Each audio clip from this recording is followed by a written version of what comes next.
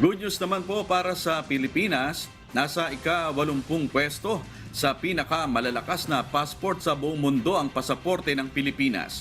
Ayon po yan sa ginawang listahan ng isang British consulting firm na Henley and Partners.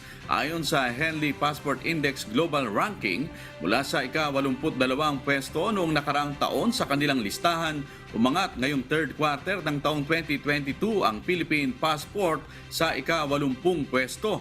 May access na ngayon sa 67 destinations ang Philippine Passport mula sa 66 lamang noong nakaraang taon. Kasama ng Pilipinas ang Cape Verde Islands at Uganda sa 88 spot. Ang passport ng Japan ang most powerful na may visa-free access sa 193 destinations. Ang South Korea at Singapore naman ay may visa-exempt status sa 192 destinations bilang second most powerful passport sa buong mundo.